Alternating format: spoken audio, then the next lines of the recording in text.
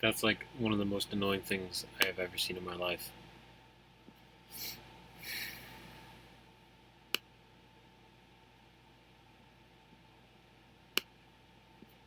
So I've been having like this problem lately with streaming that like when I hit the actual stream button, my stream just like does not pop up or anything on my channel.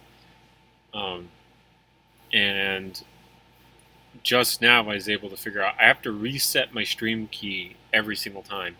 And then the second I press the stream button, it comes on after I reset it, which is obviously kind of annoying considering, I don't have to reset my stream key every single time I go to stream. So, great. But now then, since we're here and we can actually do something, we actually need to figure out what exactly we are going to do, because I don't particularly know what we're going to do today in terms of building. Um, where is Britain at? It starts with a B. Well, maybe it's underneath England. It is not. Okay. Great Britain. Aha! There we go. Um, we did just more recently do these, or a section of these, and I don't think. Can we get rid of that? This. Um, there's others that we could do. We could do the grenade launching versions now, if we wanted to, but obviously. Grenade launching. I don't know. What to do? What to do? What to do? Oh, actually, let's just take and we'll do like a small little modification of something because I don't want to make something from scratch. I did something pretty hardcore today already for another person in the community, and that involved like just modifying a handguard basically to fit what I needed it to fit. But it was obviously it was pretty more. Sorry, I'm getting a little tongue twisted. It was more in depth than like a standard thing because it was a more complicated handguard and stuff. So. Oh man, I'm yawning. I'm sorry. When you work in the sun all day, you pretty much never come home not tired. Really. So we have a couple different guns that we could do from Jim, who is fantastic about a lot of these types of things. An excellent builder.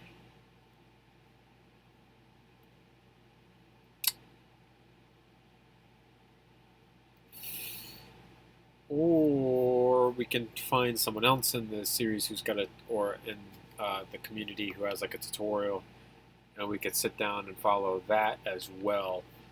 I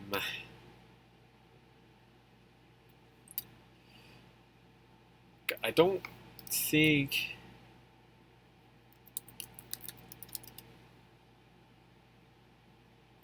I know Caro has a couple tutorials, but I don't know if he has a playlist, so we might have to. Yeah, we're gonna have to dig through it or through his videos to find his tutorials.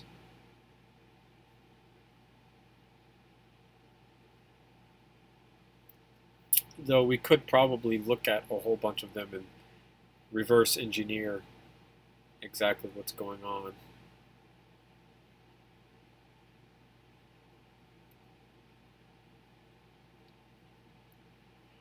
Oh, I'm yawning again. I'm sorry.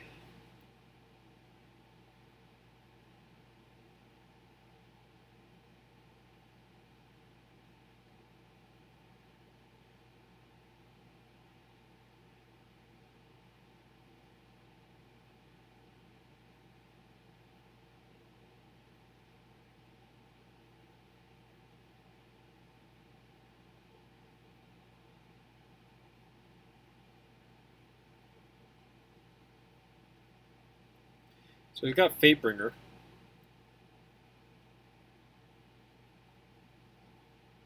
So we could make Fatebringer. It's got the Scorpion.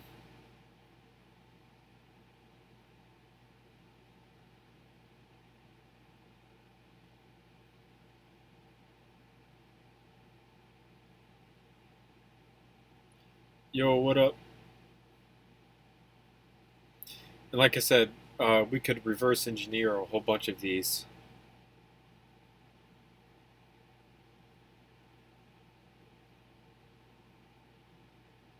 Um,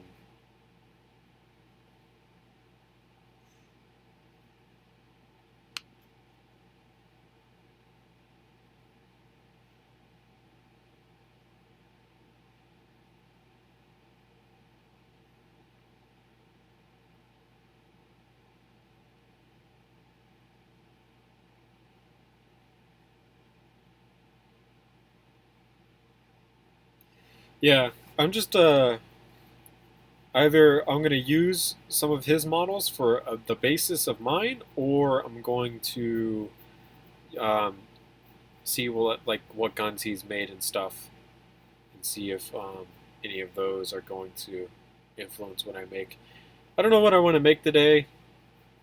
I'm in a lazy mood, so I want to make something, but I don't want to have to like spend a whole bunch of energy making that one thing.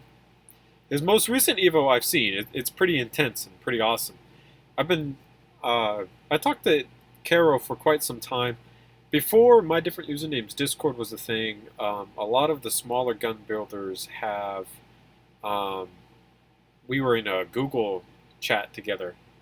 So I've talked to Caro quite a bit.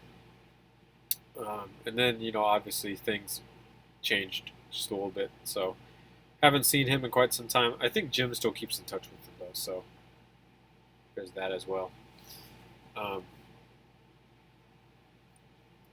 I'm just kind of, like I said, I'm just trying to find something to maybe build.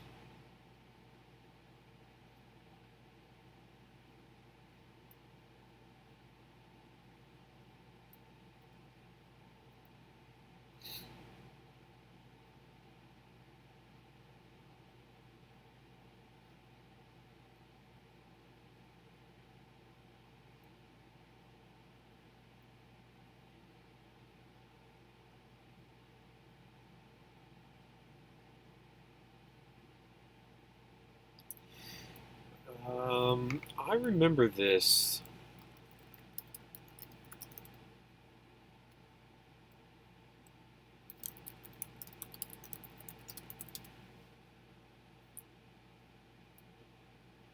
I remember looking at this because it looked super cool. And it was supposed to be this integrally suppressed rifle. Though, I'm going to go ahead and say that this looks like a Remington MSR that's been chambered in 300 blackout. Let's make sure real quick. Because if it is, this is what we're building tonight. Yeah. Oh yeah, that's definitely a Remington MSR. See how the magwell comes up like that. Comes up like that. This one's a little bit more pronounced, but it's a Remington MSR chambered for 300 blackout with an integrally suppressed barrel. I'm pretty sure this rail system, from the looks of it. Can we open this in a new tab? What am I doing with my life? You can see how it's even got the flared ends on the end of it. Flared ends on the end of it. Yeah. So let's go ahead and make the 300 knockout from Battlefield Hardline. One of the worst Battlefield games of all time. So I've been told, I should say. Let's support Kara out just a little bit. Let's watch this video. See if there's any, what am I saying? Features that I might not know about. I never played Battlefield Hardline past like 3-4 days. because I actually got it at the end of its life cycle. I got it in a bundle with Battlefield 4. I found Hardline 2 be fun, but I also kind of hated like the whole cops and robbers setting.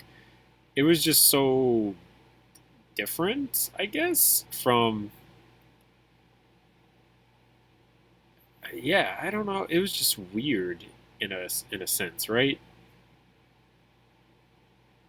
Yeah, that's the best I got. So folding stock, it's pretty simple. Um, and then this is all like a basic receiver, integrally suppressed rifle. It's bolt action, which is pretty cool. No problem. We are more than capable of making this. Though the MSR that we have that I'm going to use for the basis of this rifle is outdated. I think the last time I made it was I think 2016 was when I made this MSR. So it's a pretty outdated MSR, uh, which means we have new pieces that have been released that we can use. And this handguard, I'm pretty sure a 4-stud wide suppressor is not going to fit on the inside of it. If it does, it's going to be really awesome because that means this modification is going to be super easy, just FYI. Because that's literally the only thing that we need to modify in terms of getting this to look like the knockout from Battlefield Hardline, considering so much of it is almost directly stolen from the Remington MSR. So it's kind of interesting that they chambered it in 300 blackout and then made it suppressed for some reason. I don't... Lore-wise, that doesn't really make any sense, I guess. Well, maybe if you're stealing money from the cops, I don't know. It doesn't make sense to me. Personally, I guess. In a military setting, I could definitely understand suppressed, very quiet bolt action rifle. You have to remember that bolt actions are some of the quietest rifles ever because there's no moving parts when you shoot it. So I'm kind of interested in what exactly they might have been thinking of when they made this monstrosity of a thing.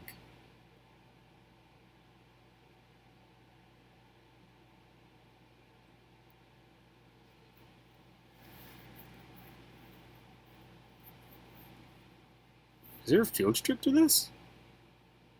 Oh, snap.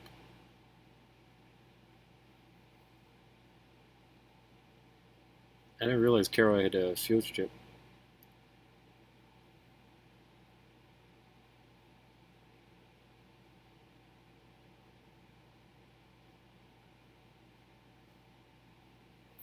I know in a lot of stuff he had made field strips, but I didn't realize that he had done that so early on. This is 2015. Actually, I basically April 29th, 2015. I was nearing the end of my senior year of high school, so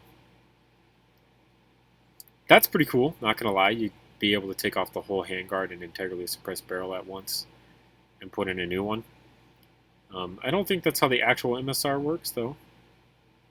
But it's cool for Lego building because that means he could have built another handguard and barrel to put in there at any time. Making hot dogs is super easy. I actually just ate my last 2 last night because, like I said, hot dogs are super easy. So when you have like a long day of work and stuff and you don't feel like doing anything, hot dogs is like the perfect thing to go to because you literally rip them out of the package, put 2 of them in a microwave, press the minute button, and then you're done. You're good to go.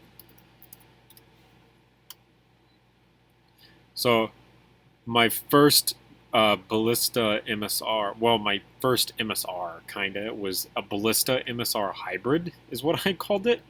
It looked absolutely disgusting, this thing. I hate the look of it. And then eventually I started um, another MSR. Where be you? The first MSR that I started. I never actually completed it because it looks horrible. Hey, Boucher. And then I actually went on to a Mark II version, which looks way better. And this is what came out of that. This is like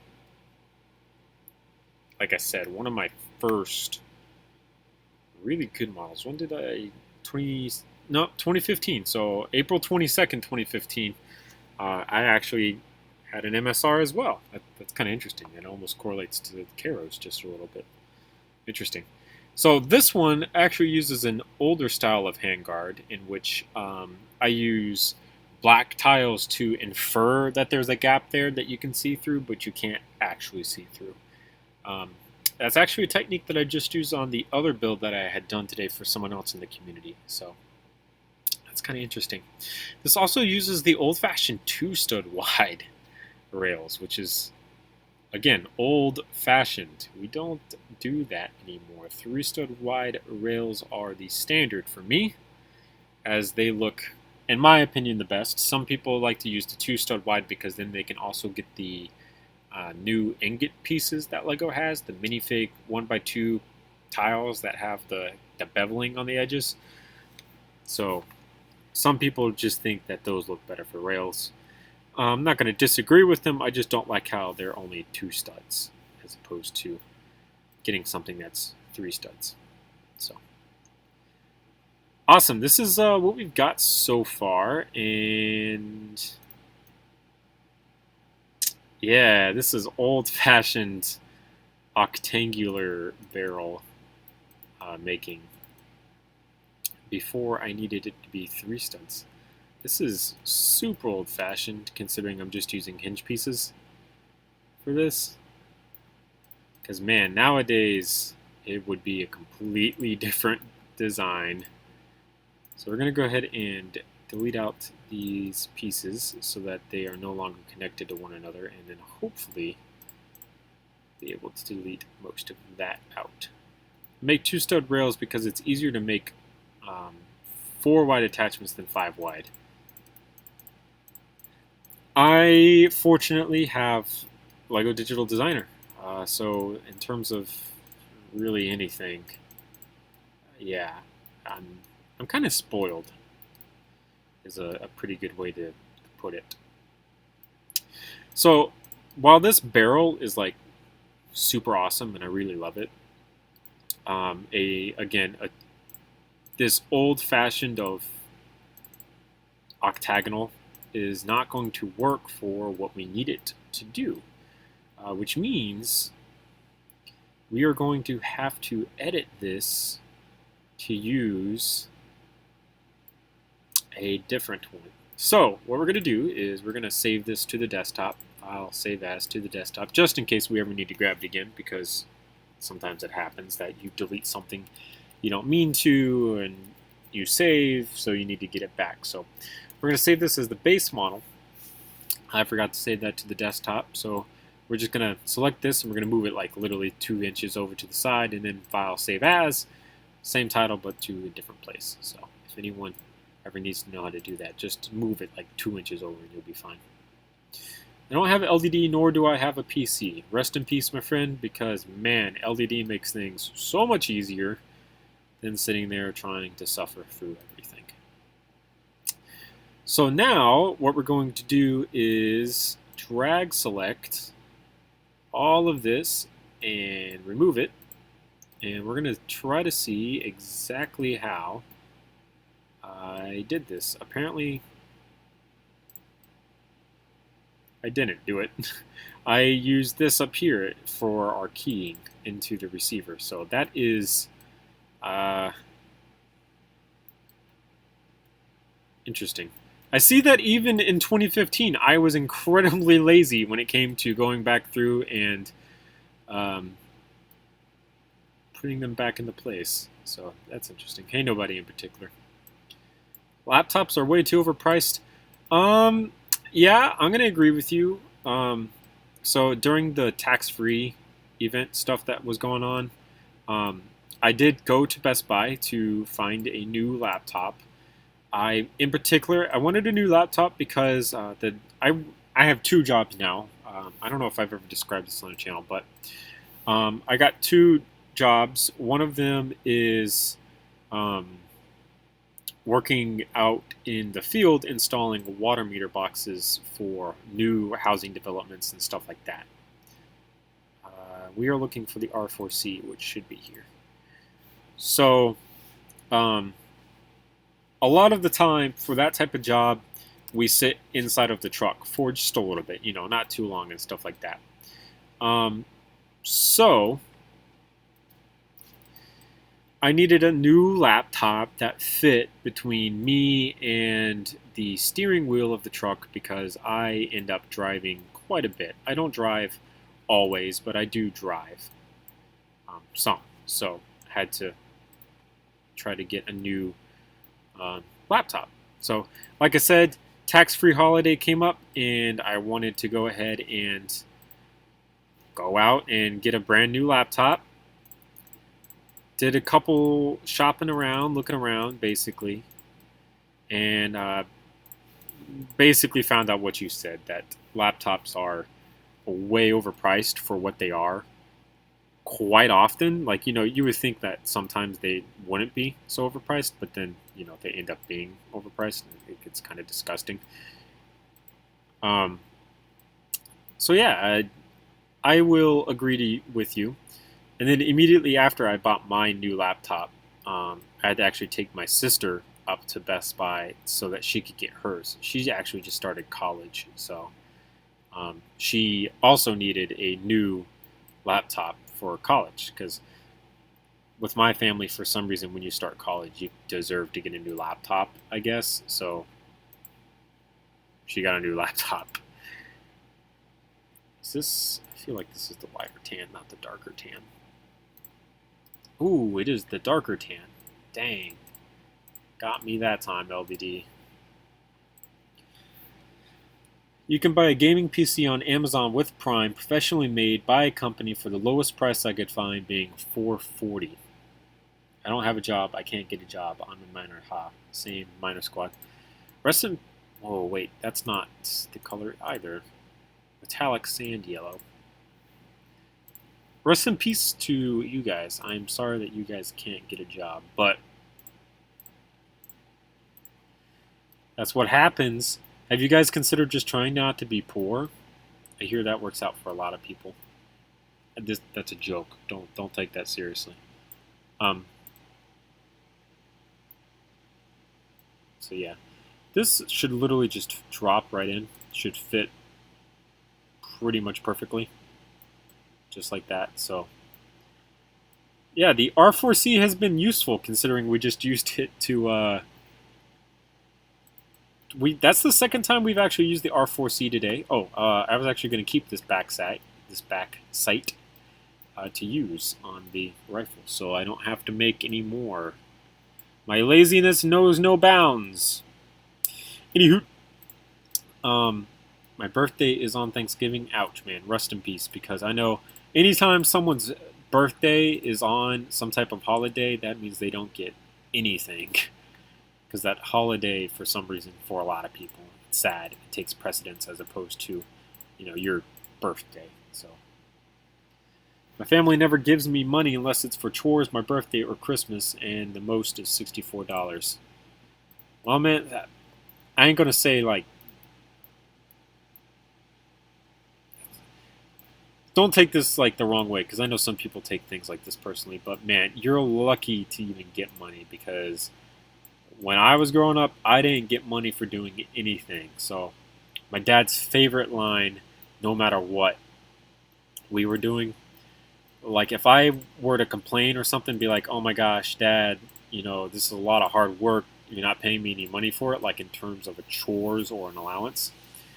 He would look at me and he'd be like, "Is there a roof over your head?" And then I'd obviously be like, "Yeah," because, duh, of course there's a roof over my head. And then he'd be like, "Okay, is there food on the table in front of you?" And I'm like, "Well, yeah, of course there's food on the table in front of me." And then he'd be like, "Alrighty then, that's all you really need." that was his justification for never giving me money for like anything. So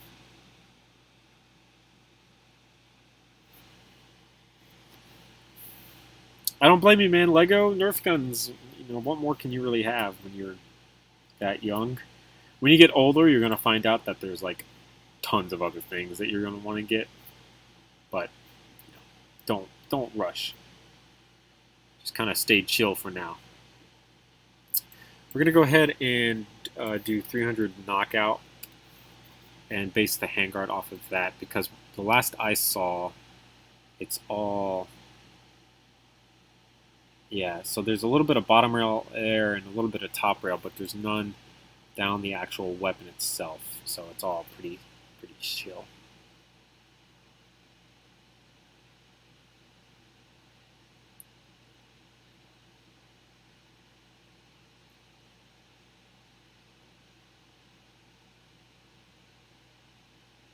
I don't know, man.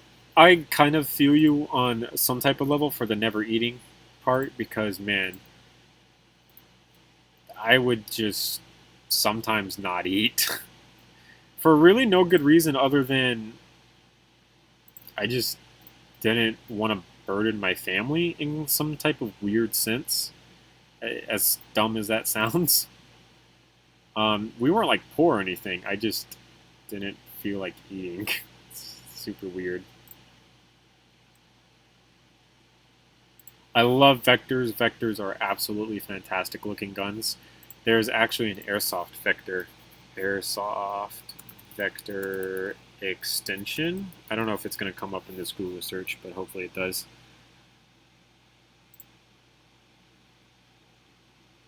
Oh man, all the horribly ugly ones are, but not the cool looking one. No. Dang it. There's this really like minimalistic one by a Japanese company that I really loved. I actually ended up making it out of Legos for my newest Vector because of how cool it looked. Is this it? No, that's not it. I hate this new stupid Google thing opening up on the side. Why can't it just open on top? Why? Ah, it's so annoying. Oh, here it is. No, so, not this bottom knuckle grip thing is not what I'm talking about, but this rail and then this little forward extension up here that just kind of comes over the barrel. That's what I'm talking about. It looks super cool.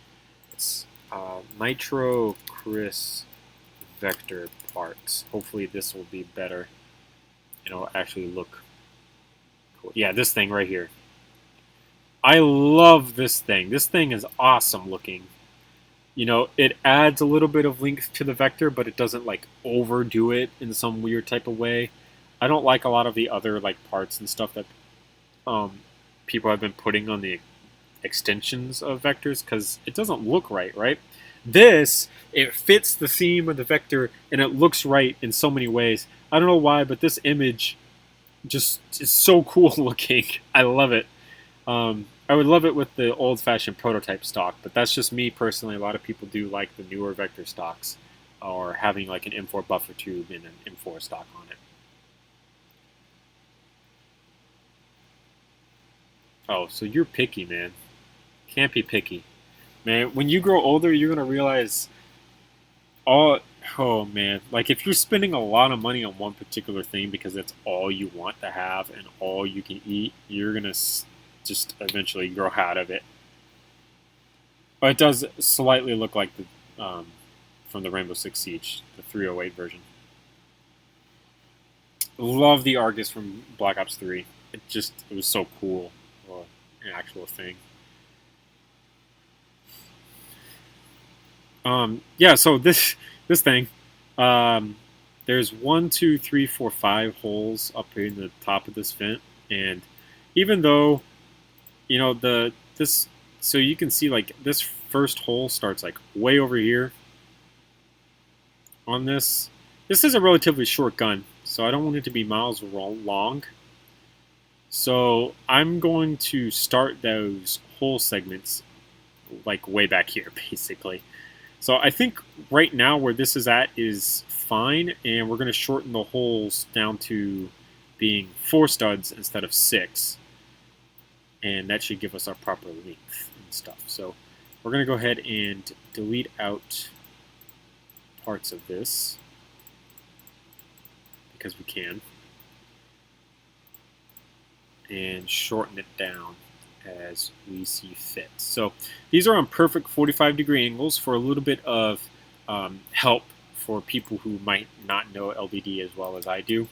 Perfect 45-degree angles in LDD confuses LDD a lot in terms of brick placement.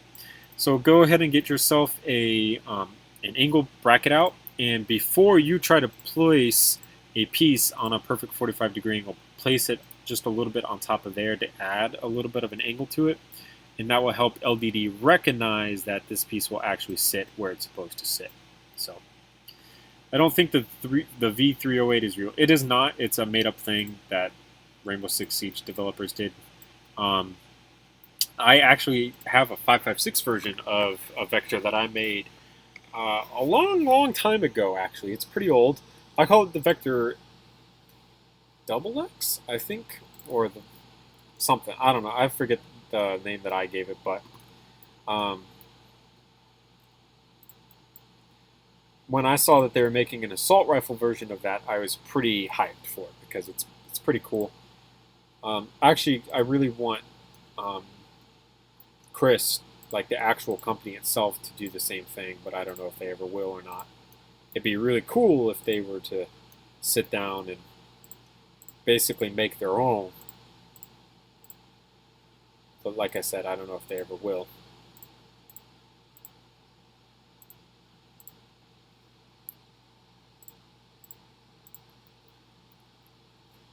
The Spear 308 is actually, it's a prototype of a Russian weapon. Russian Spear 308.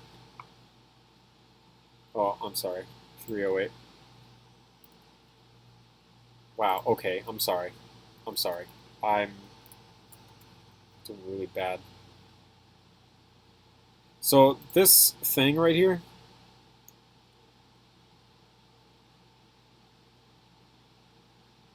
this is a prototype Russian battle rifle that they were looking at or working on. As far as I know, they call it the SMR, I think. As far as I know, it's not been adopted or gone forward or anything like that. I'm pretty sure that they basically just dropped the program entirely. That could be outdated information because I'm actually getting that information from a gun from Black Ops 2 that had the similar design. I don't remember. I think it was called the SMR. Is it that thing? I don't feel like it looked like that. I felt like it looked better than that. Though I guess, no, that might be it.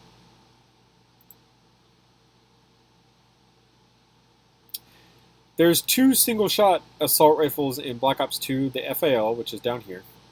I just passed it. This thing right here. And then you had this one, which I think was called the SMR in-game. Yeah, SMR.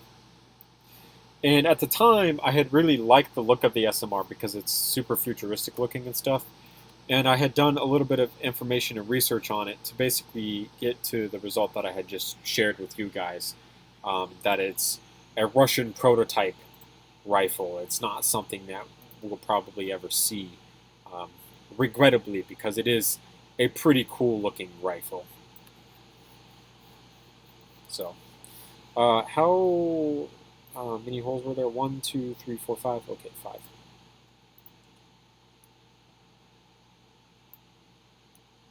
Yeah, because it's not exactly like Rainbow Six Siege is not exactly realistic, and it's kind of based in what I would say is near future. like all the gadgets and stuff, you know, so far a lot of it is pretty kind of close to what we have in real life, not, you know, too over the top ludicrous that no one would ever believe that type stuff. I think it is one of the best looking guns in Rainbow Six. I'll agree with you. It's a really sleek looking gun. It kind of reminds me of the newer style weapons that Russia is working on. So, like the MOC comes to mind, which is new.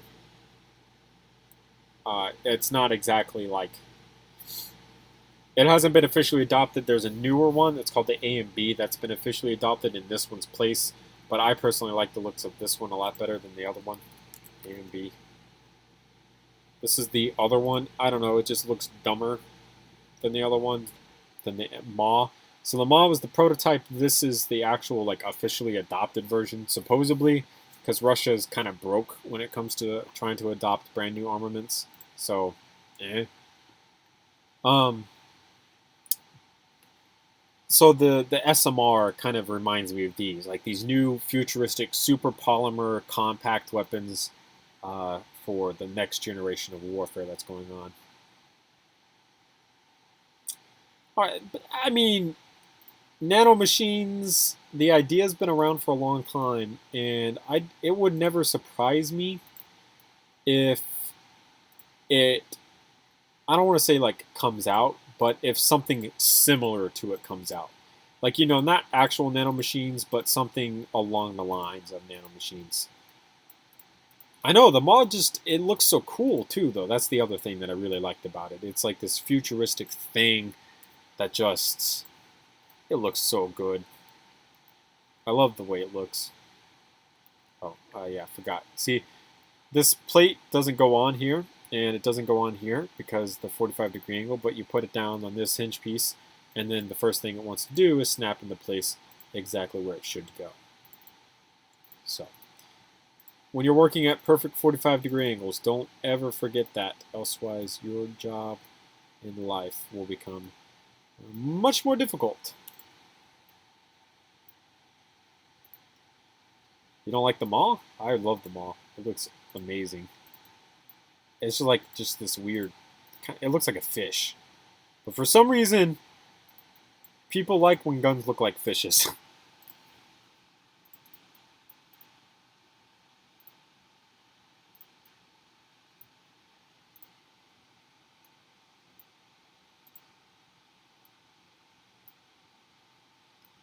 Oh yeah, that's gonna be awesome. So you can see, I'm kind of using the other MSR handguard as a reference point. So this is doing pretty good.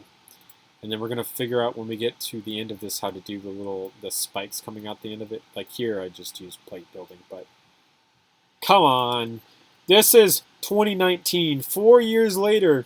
You know all this stuff back here holds up relatively well in terms of how happy I am with this. But this up here has got to change now. We got to be upgraded. Operation Ember Rise. Okay, well that's. I know like Rainbow Six developers have kind of like prided themselves on some of these operation names, but that one, that sounds like someone's OC character from a fan fiction. It sounds really dumb. I'm sorry if you really like that name, but it's, yeah, it just sounds dumb, unfortunately. So the cool thing about doing this and having the perfect 45-degree angles and stuff like that is that we can actually delete these out, this particular section up here, and then use connected selection to delete out the rest of this other than this piece because we had deleted the base to it and stuff. And then come up here and take this piece out, which is the thing holding all of this together. Press this button and duplicate this whole section. Put this piece back where it goes. Is the bar still down? No, it's not. Okay, well that is interesting. So we just grab the bar, put it down here. It was revealed by Ubisoft. That's fine. I think the name is stupid. I have not played in quite some time though, so I don't know if I'm going to be as hype as some other people might be for the newer season. I got back into it a little bit after some Destiny. Um, had kind of died for me just a little bit, because Bungie kind of dropped the ball just a little bit. The more recent stuff going on there, but for what am I trying to say? My brain. I played for a little bit and then I stopped playing. I started kind of looking into my YouTube channel just a little bit more seriously, as opposed to playing games as much. Also, I went on a huge anime binge watch session, which was pretty good. I got a lot out of that. There was a lot of really good shows that I did get to watch because of it. So, um, I don't know. Like, I go through different phases of life in a weird sense. Like, sometimes um, I'll sit here and I'll make, tons of guns in one sitting. And then for 2 or 3 months, I won't even want to, like, make any at all. And then I sat down and I started watching Spectrum TV. That's my cable provider. I started watching actual, like, cable television for a while because I went through and I cleaned up a lot of my YouTube subscriptions of stuff that I wasn't watching or I was forcing myself to watch, and I had run out of content for a lot of things. So yeah, I'm just kind of I go through phases. Is the main point I'm trying to make. Have you seen any guns that have a bolt style of the G36, not any variants? I'm not particularly well versed with the G36's bolt style, so not sure. It was leaked that the offensive operator has a grappling hook ability to go up through hatches. I don't know. I think the problem with Rainbow Six Siege is that I don't want to say it's dying because it's still a super popular game, but there's no expansion to the game modes that I would call arcade. When you're playing Rainbow Six Siege, either you're playing at like a competitive level in ranked, or you're playing in casual. Okay, I'll rephrase this argument. There's really no way to have just stupid, goofy fun at a lower skill level, if that makes sense. Like, if you try to meme inside of casual using horrible guns or horrible operators or horrible picks for the situation and stuff like that, it's very easy to die instantly at the start of the round, and then you just sit there stuck watching all of your friends do stuff for the rest of the round, right? Whereas other games, you can still use a crappy gun and still do somewhat well with it. I think a good example of this is Titanfall 2. I'm currently, my only primary that I'm using inside of Titanfall 2 is the RE45 because I'm trying to get it to the 10th generation that you can get it to. So fully maxed out, right? You can still do really well in Titanfall 2 with that particular gun. But not so much in Rainbow Six Siege. Because it's so competitive, there's no respawns or anything like that, that you basically have to be on your game at all times. Obviously, high skill players, they can kind of just get away with doing stuff like this a lot better than me, the more casual player, can. So, take that as you will. The defensive operator has a deployable shield that, when destroyed, has some sort of fire effect. Okay, cool, whatever. There's so many other operators in game that are way better with their defensive abilities and stuff like that, to the point where it'd be probably horrible to choose either of these when there's other things that we can have. Yeah, that's the other thing for Rainbow Six Siege, and while I feel like it's kind of dying somewhat, there's not a lot of ideas left in terms of operator gadgets that could really change the game in some sort of way. When you have a team composition and you're on defense, you're going to choose a rook, you're going to choose a dock. One of those two or both of them are going to make it into your roster pretty much no matter what, which means that only 3 other people can choose someone else. And because there are so many other really good defensive operators, this one defensive operator who has a shield that gets destroyed and drops fire down probably isn't going to get picked outside of casual. That's kind of the sad part with Rainbow Six Siege, which is why having a more arcade and more fun version game mode come out might be better and more beneficial to the game in the long run. Okay, nobody in particular. No one's talking about Division 2, bro. Come on. Division 2's been dead a lot longer than Rainbow Six Siege. I don't see any Division 2 content like anywhere, basically. A new Rainbow Six game is coming. It's like an Outbreak game. This is the sad part is the zombies game modes and stuff like that has been overhyped so much. We saw Call of Duty. You saw, you have World at War zombies, super good. You had Black Ops 1 zombies, super good. We have Black Ops 2 zombies, You have Black Ops 3 zombies, You have Black Ops 4 zombies, I think what we're seeing is a decline. People don't want the same thing over and over again. You hear people tell you, oh, this is what I want in a good game. I want a good zombies mode. They get a zombies mode, and then they immediately go, okay, that's cool. They played the game once. They beat the little Easter egg or whatever dumb crap they have in the zombies games now, and then that's it. They don't have any more incentive to go back into zombies or anything like that.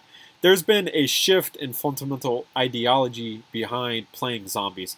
It used to be you played zombies to get a high score. You were sitting there, you were trying to figure out the best train methods, you were trying to figure out the best weapons to use so that you didn't kill the zombies too fast so you could rack up points for a higher score.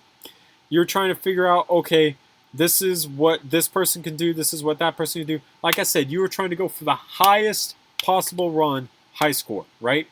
Nowadays, it's, okay, well, there's this Easter egg, it's super hard to do, all right, let's try to do it, and you go for this Easter egg. And honestly, the second you beat that Easter egg, you're not going to want to play that game mode again. That's just how things are nowadays, right? Nimda has a very good point here. Black Ops 3 Custom Zombies is good. For evidence that I actually have been doing this, if we go to my YouTube homepage right now, there should be one of these first videos up here is going to be by Spudley. And Spudley is a custom zombies map player, and a lot of the ones that he's been playing lately are from Black Ops 3 custom zombies maps. I have fallen in love with custom zombies maps because it's different. There's different objectives and things like that. You're not trying to do Easter eggs. You're trying to get high score runs while trying to survive to get through the end of the maps. Division 2 is newer. Why is it dead? It's like Titanfall 2, which somehow died extremely fast for no reason because it was a good game. If we go back to that YouTube homepage, there should be actual Titanfall 2 content on here as well. We just scroll just a little bit past some of this.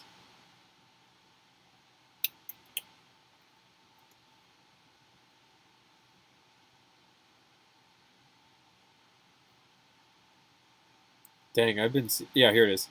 I've been watching Iniquity has come through. He's still making Titanfall 2 content, so I see that. And then obviously the Black Ops 3 custom zombies, I've also seen that. Is newer, why is it dead? Because do you still see people like regularly playing Division 2 that are, kind of somewhat mainstream? That sounds kind of offensive. I don't mean this in like a hurtful way. I just feel like Division 2 came and gone just like Titanfall 2 came and gone, right? Titanfall 2, I still find to be a super enjoyable game. I can play that. Division 2, I played it for a little bit, and then that was it. I never turn back and never look back at it. Outbreak is like a campaign, not a high score game. And I feel like the problem with single player campaign games is that the second you watch the campaign, because you have to remember, a lot of people nowadays get their content from online and not necessarily through actually playing the game. Or you play through the campaign, you're done. There's no more incentive to go back and replay through it again. Think of all the huge amounts of time that go into a Call of Duty campaign. Modern Warfare, Modern Warfare 2, Modern Warfare 3. Those campaigns are a few hours long entirely, right? Generally, if you played through on your first run on the veteran difficulty, the highest difficulty, there was no reason to go back through and play through that game again. And that worries me about this new Outbreak game coming out. Is there going to be more incentive to go back through and play through the campaign multiple times? Or is it just going to be one and done? And then the game gets discarded. Oh, that was a cool game. Hey guys, you remember that Outbreak game that Ubisoft did? Yeah, that was a pretty cool concept. Love the campaign. Hopefully they make some DLC for it sometime soon. Something like that. Black Ops 3 Zombies is good also because you can both beat it in modded maps. I don't like the idea of necessarily being able to beat something for the sake of saying that you beat it, right? Because, there's been a couple times where I've felt like I needed to go out and buy something in particular just so I could beat it, just so I could get through it. And then the second I beat it, I kind of regret the purchase almost. Like, oh, well, now that it's over, there's no reason to keep it. But I spent all that money on it. I'll be honest with you, Fuse. Destiny 2 and Destiny were just like that for me, right? So the second you beat the campaign for Destiny, there was no incentive to go back and play the campaign again, right? But if you had friends that were lower level with you and they were going through the campaign, you were to go back and help them. How many times did you have to level up an alternative character or something like that, and you had to go back through that same campaign over and over again before you were like, I'm done, dude. I don't care how many times you beg me. I don't care how many favors you call in on me. I can't go back and help you because it's so boring. I hate doing it. Please don't make me go back into that campaign. That happened in Destiny 2 for me within a month of playing the game. I hated helping people grind through the story to get them leveled up and stuff like that. I even denied my own sister running through it. She ran through the story on her own solo the whole way through because I was so burnt out and done with that game. Fortnite has not died yet despite it being way too repetitive. Ninja should just die already because he only streams Fortnite and rarely anything else. I played Destiny 2 on launch day, never picked it up again after that day. Don't blame you, Nimba, because, man, for years, Destiny 2 was despicable to play. I have since dropped the game and not picked it back up. And I know they've come out with all these new content drops and stuff like that, but I have dropped it. I am done with that game, basically. It's kind of sad because I actually got my girlfriend into playing Xbox with me on that game in particular. It's one of the first-person shooters that she was really actually fantastic at. And she has a lot of depth perception problems, so games to her are a little bit more difficult than other people. So Destiny 2 she got real good at and stuff like that. And unfortunately, we stopped playing. Fortnite has not died yet, despite it being way too repetitive. Ninja should just die already because he only streams Fortnite and rarely anything else. I think a big portion of this is that Fortnite's fan base is different from other fan bases that we see in modern AAA games. I know for a fact that while Call of Duty is still played by kids, a portion, not the biggest portion, but a portion of the fan base for Call of Duty is above what you would see in terms of age playing Fortnite. How many kids... This is a true story. I took my girlfriend out to Tijuana Flats Sunday because I was really craving a burrito, and I know she loves Tijuana Flats. I kid you not, there was a family who had just come from church sitting in there. The adults were sitting at one table, the kids were sitting at another table, and there were 6 kids sitting at that other table, and they would get up relatively consistently, not like every 30 minutes, but every 3 to 4 minutes, and they would Fortnite emote to each other back and forth. And then they would sit there and they would talk about it. They had their phones out, they were playing it. And they were no older than 8 to 9 years old, right?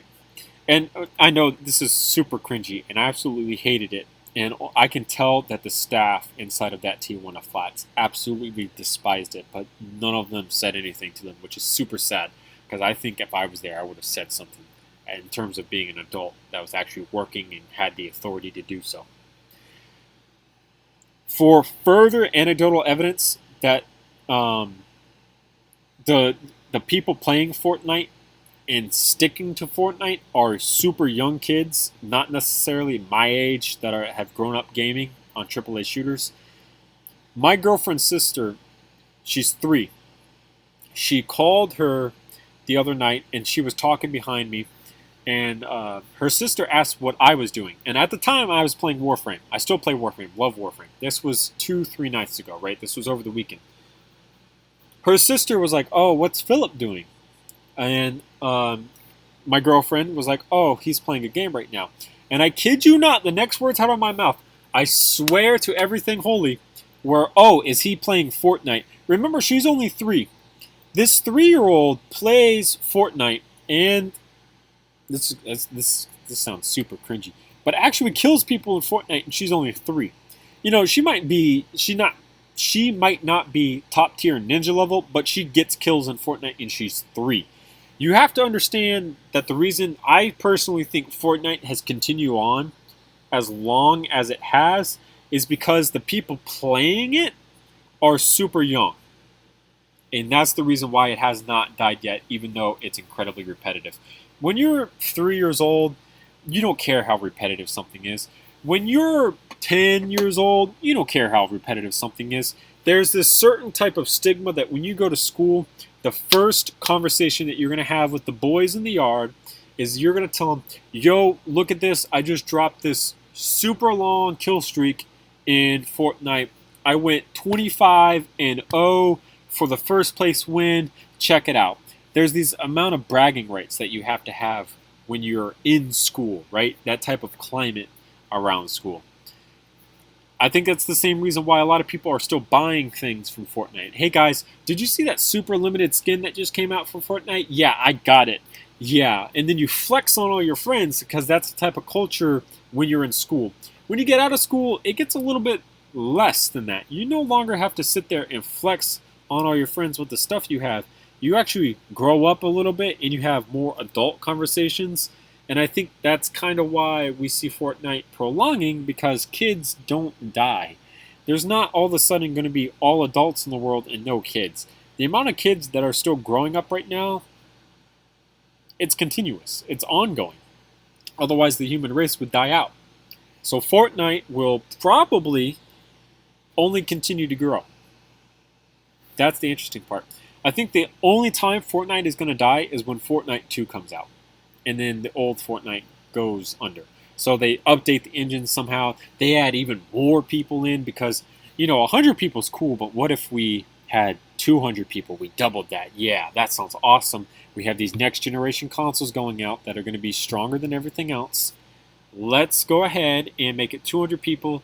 We'll upgrade all the graphics and stuff like that. That's the only time that actual Fortnite will die.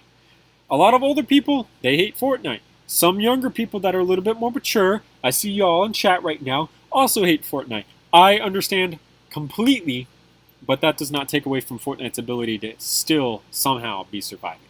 Well, I just explained how, so not somehow, but it's still surviving.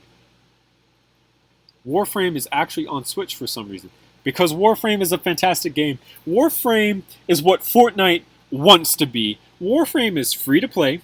You can buy things, but the reason you buy things is because you want to look at something and go, "Oh yeah, that looks pretty cool." That's the only reason I've spent money on the game so far. And even then, you don't spend a whole bunch of money. Excuse me. There's a way to earn that type of money in-game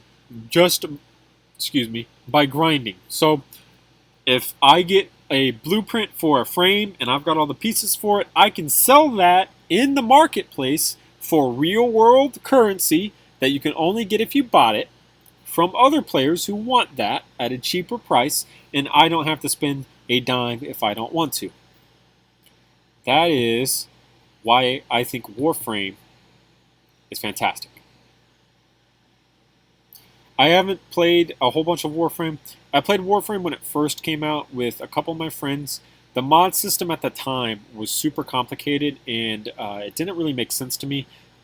For me, I have a lot of problems with super complex RPG mechanics and trying to understand stats. I used to watch a whole bunch of videos on understanding stats and stuff like that, but I no longer feel like that, so I've stopped. I came back to Warframe literally a week ago, and now I've started to go back through playing pretty much through all the story. I know that there's a new expansion coming out in December, so it's going to be pretty interesting. But I haven't gotten through a whole bunch of Warframe is what I'm saying, so I don't know about the Conclave in particular. My first conversation in school is always to my friends, and most of the time it's, hey, did osteoporosis delete channel yet? No, I don't really get that, so I'm sorry, mate, if you're trying to make a reference or something. I didn't get it. That was a huge side tangent with a lot of truth in it, even though some people might think it's not truth, but, you know, whatever. So let's go ahead and get back to doing the MSR. So we have pretty much most of the handguard actually done now, which is pretty awesome. So now what we need to do is actually delete out these side rails and the rest of this siding system that's going on here, and figure out how we're going to do these holes that are down the side of this, because there are holes down the side of this. I spent $175 on Warframe because of me not understanding a good way to make plat being selling vaulted parts from relics that contain them. I think that's why sometimes you got to look up videos where people kind of explain the exploits to a system. I say exploits, but not really. Any type of game with an economy-based system that's run by the people, there's always going to be some type of way to gain platinum faster than others, right? In RuneScape, there will always be a strategic farming method to get gold the fastest in some way, shape, or form, right? And RuneScape is one of the oldest MMORPGs out there.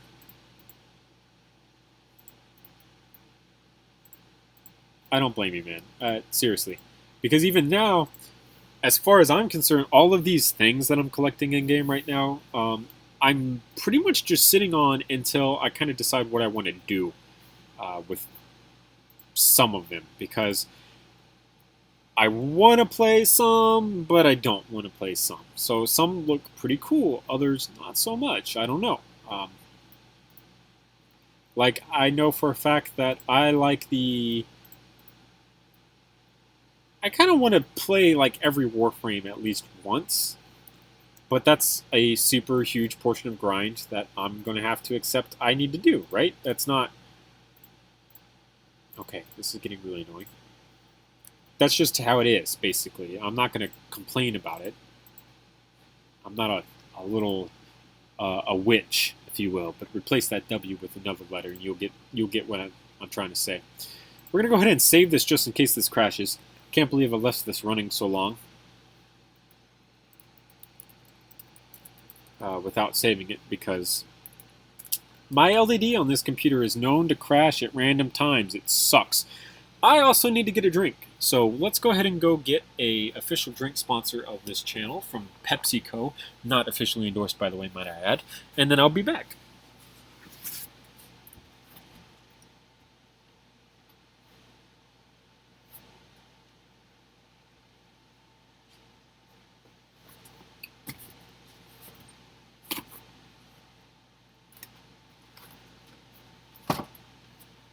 Alright, so I actually have a fresh Mountain Dew for later, so I don't have to grab another one.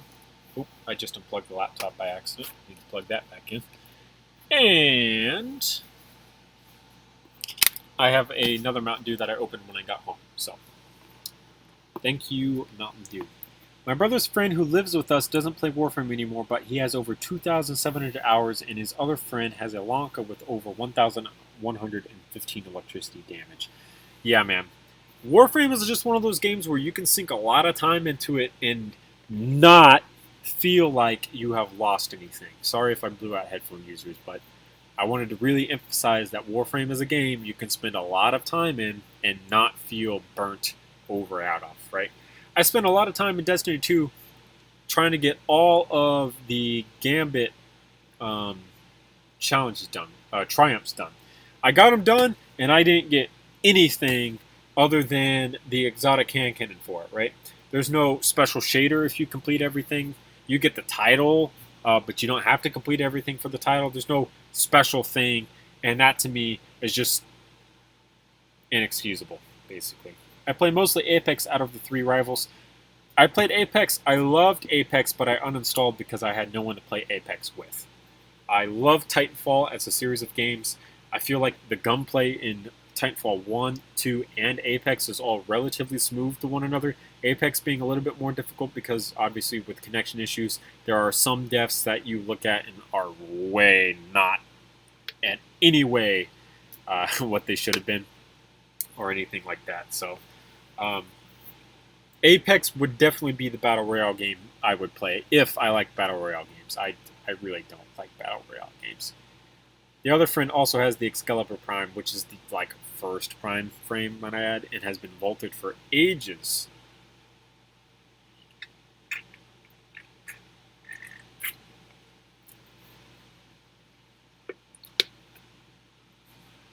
I didn't like PUBG because I don't know.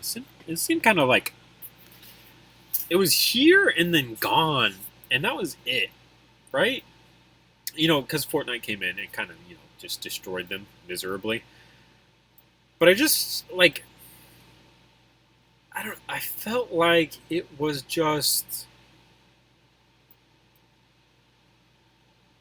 here. I don't know how to really describe it. It just kind of came and went. Really, yeah, I don't know. It's kind of hard to describe. So for this, we're gonna try to figure out how to make holes in the side of this handguard, which is not designed to actually do this, so that makes things a little bit more difficult. So I'm trying to think of a way to do that. I'm thinking about using maybe these, and then, well, we'll see if this works. It doesn't it doesn't because it sticks up too far. Yeah, so that's just not going to work at all. Let's go ahead and put this back to the way it was. So I got to have holes going down this handguard, as you can see, on this flat space, and I've got a too wide area to work with here. So we're going to actually switch the color that we're working with as well to another one so that we can just duplicate this and put it on the other side when we're done because we're lazy and we know how to game the system. Anyhow, so... Ooh, there are window pieces that we might be able to use. I have a Lego Liberator sitting by me right now. It's pretty cool. I like the Liberator because it's just like a super interesting idea behind gun making, in the sense that you could make something so cheaply but it work so well in a weird way. EX Prime is only to players who played the first day and had the developer bundle bought with the PC version. Sorry to Xbox users because they didn't get it. But there's all sorts of games that do stuff like that. I'm not kind of bummed out. I'm not bummed out about it at all because it's whatever to me. The frame that I'm using right now is actually Excalibur, and I'm quite enjoying it. But maybe there's other people who wouldn't enjoy it as much, right?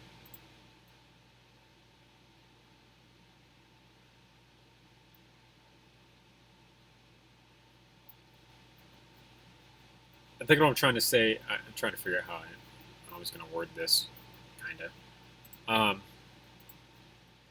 I think even though okay, Warframe might not necessarily be a game about collecting as many people think it might be, because to me, at the very least, I don't feel like I have to collect everything in game.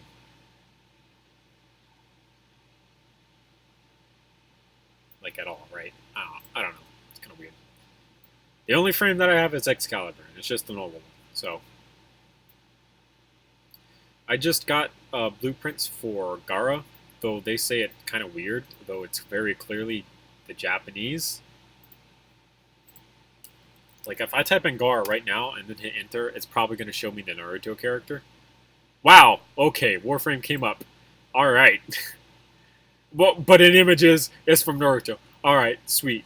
So yeah, to me, when I saw that, and her abilities, by the way, are based off of sand and glass, this is who I thought of immediately. So I pronounce it Gara because that's how the Japanese pronounce it. But in game, they pronounce it completely different, and it's super weird.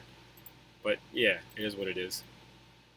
So the reason these pieces aren't going to work is because in order to get this octagonal look going on, this is basically where we got to end what we're looking at. So that makes things slightly difficult for us personally. So, maybe there's a Technic piece that will help us with this. That's the wrong thing. And I think there is. I think there is a piece that I've used for charging handles before that has a hole down it. Yeah, we'll get closer. These things right here. These in particular. Yes. Perfect. Perfect. I didn't even know they did it different. Yeah, because I think when you play through a particular part of the Warframe story, I think you're kind of guaranteed to get that frame blueprints and stuff, no matter what. I think, anyhow. I'm not entirely sure. So the voice actors in game have pronounced it, which is the only reason why I know it's different sounding than the way the Japanese would pronounce it. It doesn't fit. Dang it. Alright, we're going to have to go out one more stud, and hopefully it doesn't go too far out. Alright. Goes out by, like, just one stud over. I don't know who that is. My knowledge of Warframe is so basic. I'm sorry.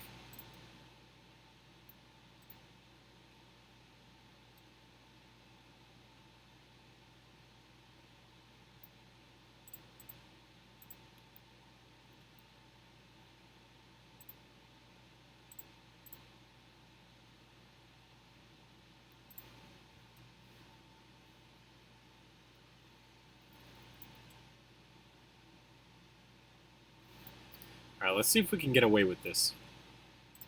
And see how much this sticks out, basically. Oh, goodness. Yeah, that might stick out a little too far, but we'll see. We're gonna try. Hope for the best. Come on. Really? Really, of all things, that's what we're going to fight over right now. Okay. So, what I'm hearing is we're going to delete this, delete that, delete this, delete that, delete that. Place it with the flat. And then a 4. Dang, what?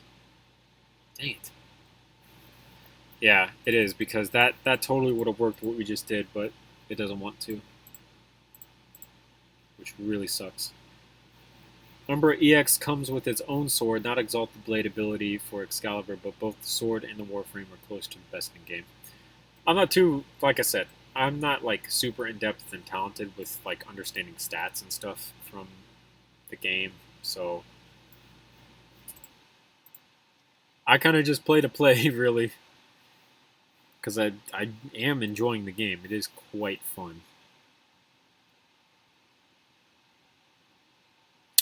Ooh, actually, I have an idea. Oh, level 30 to 40? Okay, well, I'm only like, I don't know, I don't even remember my level, to be honest with you. I think I'm like 15. So if we put this here, can we put these here? Yes. Okay. So now, oh yeah, all right, all right, we're looking up. And they fit. All right, we got it. We're doing better. So now, all we got to do is take one of these pieces, because we can do that instead of using those circle pieces, because squares are less distracting than circles. Never forget, squares are less distracting than circles. When you use square bricks, trust me. Trust me, boyos. All right, so now, all we got to do is replicate this pattern somewhat down the length of this rifle. So there's 1, 2, 3, 4, 5, 6 holes. They're slightly bigger, so these are probably going to be 5 studs apart. 1, 2, 3, 4, 5. And then we can place one of these right here. Yeah, you see where we're going with this? And then we could take this piece, right? And we can put this here. And then we can just replicate this pattern down the length of the gun. And then boom, done. Perfect. Anywho, also, the moment I finished Kuva Fortress and the Within quest, I looked at a Kuva Flood event mission, and dear God, it was level 80 to 100. I know what it is. Fuse, go away. Leave me alone. Because the only way that this would like stay together basically is if we use the half pins. So if you put one here, right, then that would leave no way for this one down here to connect other than doing this, right? But that means the one on bottom doesn't actually get connected into anything. It's just floating there, technically. So I'm going to use axle holes because then this bottom one is technically connected, but not actually. If I wanted to, I could I can move this piece over and then put one facing down, one facing up, and then that would be fine. It would work the way that I needed it to. But then my holes would only be 4 studs, and these seem a little bit larger than these. I see, I say that, but now they might be the same.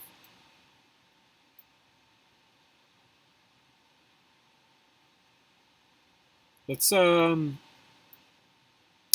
ahead and do a 4. Yeah, let's start with 4 because we can always go back and make it 5 because that's no big deal. So if we delete these and then we use these, so we can have one facing up, one facing down.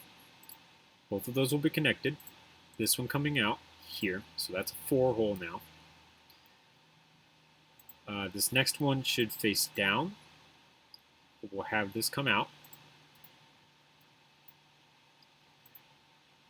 Skip 4 holes to get to here. Do a 1, I think. Yes, I know the solar rails. I find them to be pains in the butts at times. Oh, I know what we can do to connect these.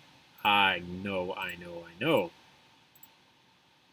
Because we have the ability to think, basically. So, behind this... No, I'm stupid. No, we don't. Whoops. Man. Those half stud pins? It's down here. Alright, I'm being called by someone. One moment. I'm going to mute you guys.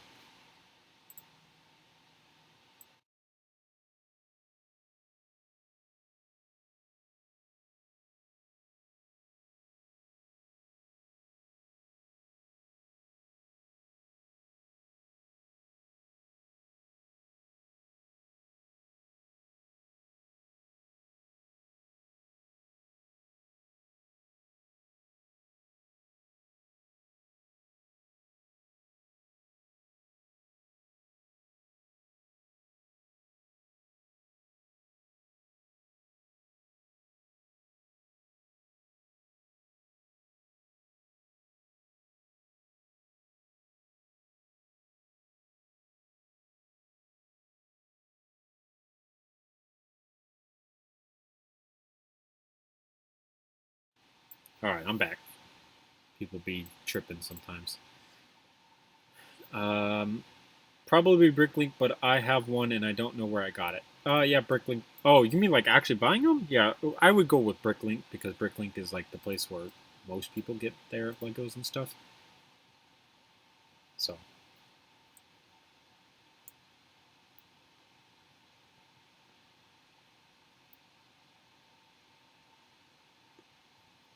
It is what it is, nobody. I'm kind of prepared for this type of stuff though because I've played Dark Souls and I know what Dark Souls is and I know what it does to people.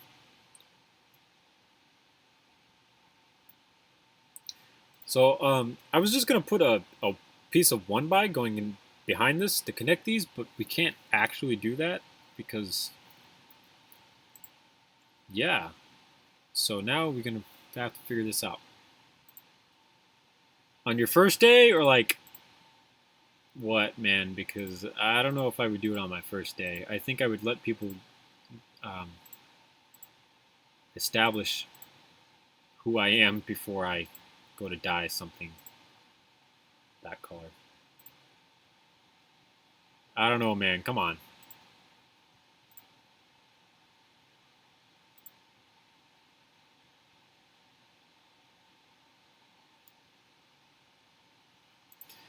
If it's to honor someone, I would say yes.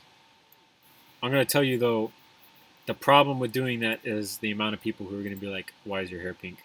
And then you have to sit there and you have to explain it to them every single time someone asks. So if you're ready to do that, go for it.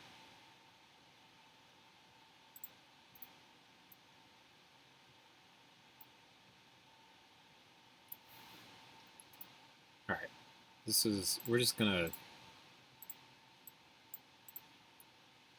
I'm going to cheat, basically. We're going to do that.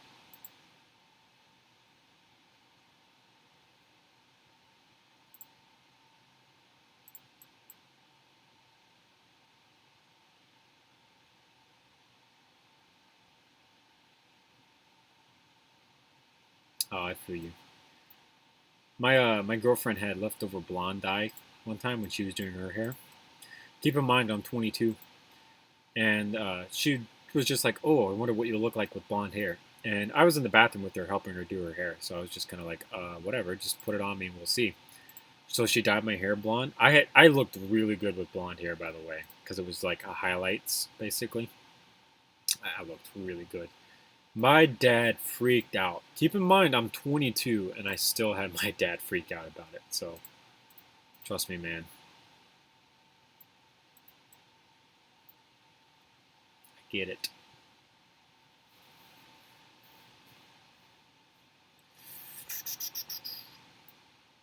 I love this. These holes are exactly what I want them to be. I just cannot figure this out at all. Uh, and it's bothering me. Let's figure this out as best as we can. What am I doing? There's other pieces that we could be using for this. Oh my gosh. We have these. So we could put these here, right? All we got to do is make sure that these pieces in the middle are actual stud pins. Like the X's. And it will work. So, oh boy, is the rubber one the only one that they have? Jeez. So we can use the rubber one then, I guess. We can literally just do this down the whole thing now because we've established the connections. No, we can't. What am I doing? Because this will still fall off, technically.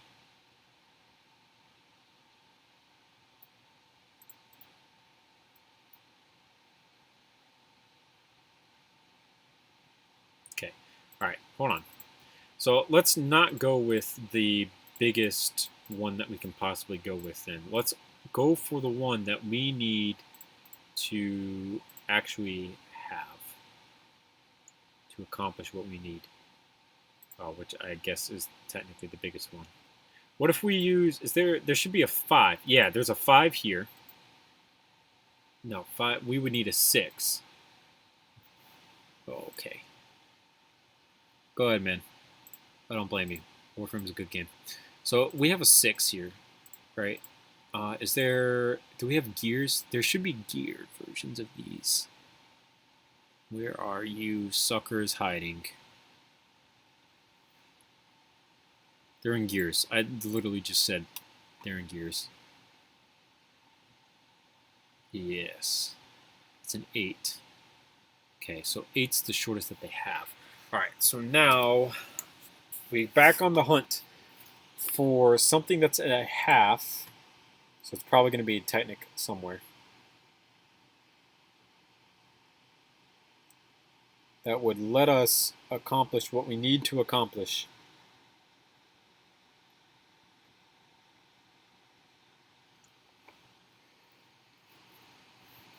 So what if we did... Ooh, if we just make repeatable sections, that would also work. So if we come here, if we grab this, if we put this here. All right, so that's a slip. That's going to let this piece fall out unless we put something on either side of it, right?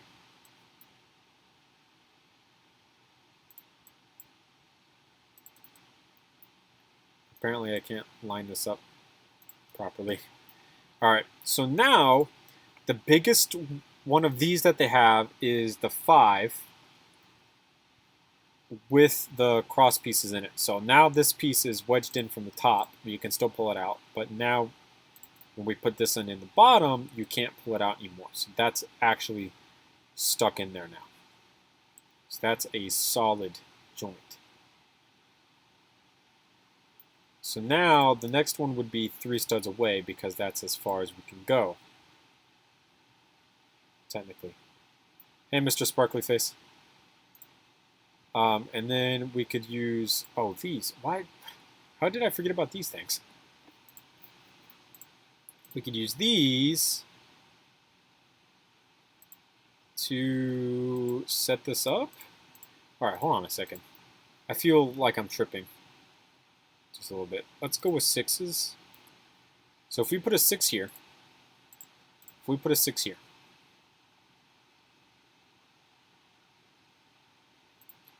there is nothing holding these together at all. If we put these here, there is nothing holding these together at all.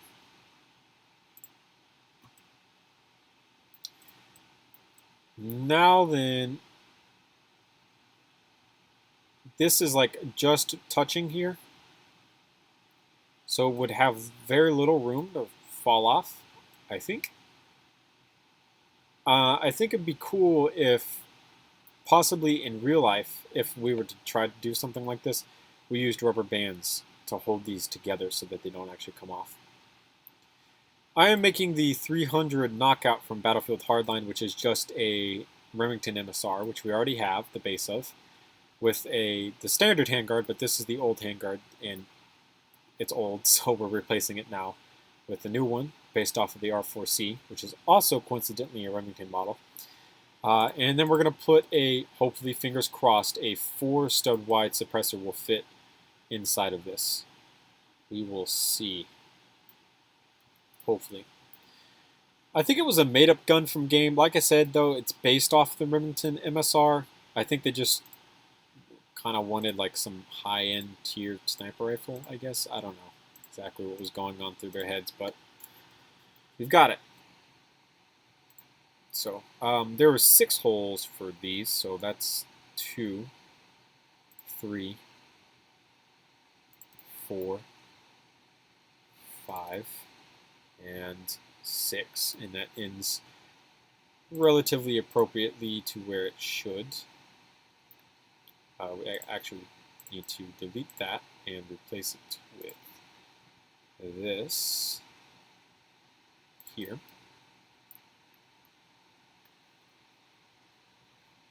Oh man, you really? Yeah, it's Fuse got you. He's got that good explanation going on. It's basically just cops and robbers, man, but in a game format.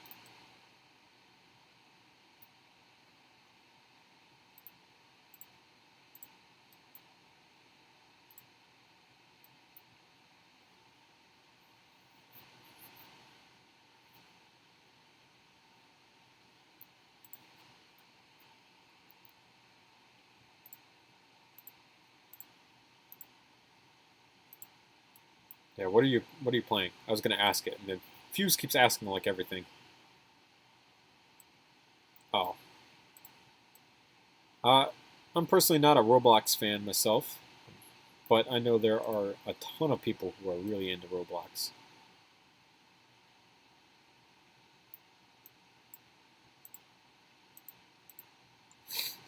Honestly, I feel like people who play Roblox are fit to live in this world more than people who play Fortnite.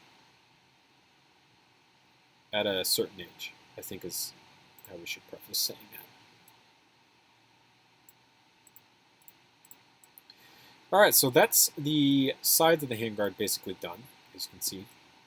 So now we just got to do the top and the bottom, which requires some special work because they aren't actually attached to this. So they're actually attached to here. So now we got to figure out how we're going to do that, which we should be able to do because it's based off of the R4C. The R4C had stuff going on behind it too. So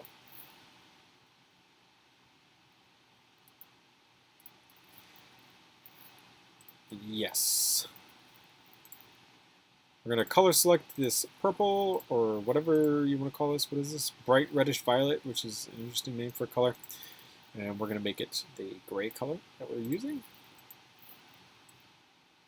And now we're just going to do the rail. So the top rail is going to be super easy to fit on here because all we got to do is come through and modify this other top rail. And the second we do that, it will all attach into one another. It'll be all connected and we'll be good to go. So basically, how this is going to work is we need to, so it's one stud over and one stud back to the back. So remember, one stud over and one, oh, okay, that's right. This is a different color. This is metallic sand. This is going to go here, like so, before the rail goes on. And it goes one over and on front and back. So now for the rail, this uses a special type of rail system that's alternated so that it's all connected. So for this, we'll just use 12 to start here. And then here. Let's do this other side with maybe a 16. Okay, all right. I think 16 ended it flat, right? Yeah. All right, so let's do a 14. And then maybe a 16. Yeah. All right. And then in back here, we can just do a 3x3.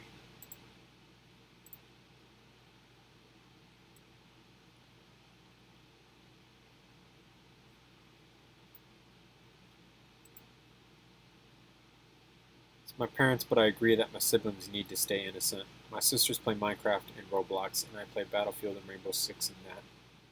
I might be able to play Rainbow Six, but I've never asked. Ah, youth group friends. Oh man, when I was young, the old days.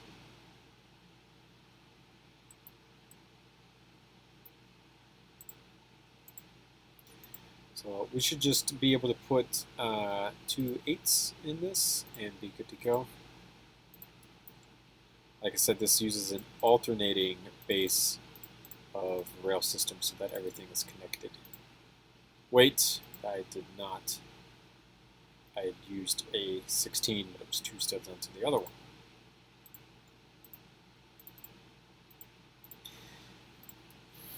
Now then for this, all we got to do is connect this up using these. This one only goes to here. Oops, did not mean to place that there. I'm going to go play some Mad City. See you guys later. Keep up the work. Thanks, man. Enjoy your game. May you win at whatever goal it is you need to achieve.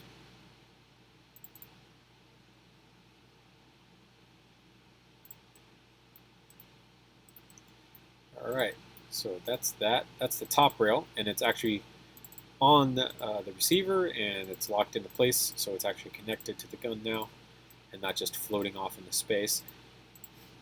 Though, in my more recent builds, I could care less about things being connected at this point, as long as it looks good, to be frank.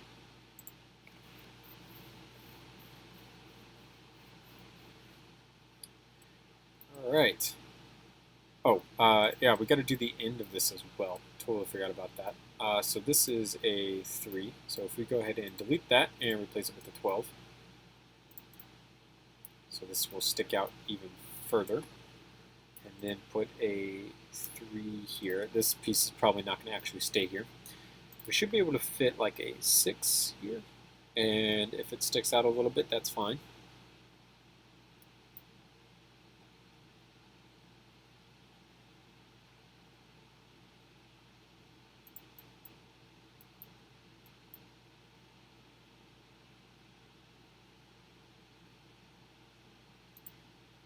Yep, that's fine. Of this, it'd be impossible, so there's no sense in trying to build it in real life. If you take a look at this handguard, there's only one piece holding all of this together. This is a completely free float handguard.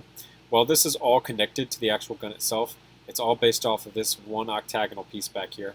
There's only one Technic pin connected to through all of this. So I would go ahead and say just not even worth it.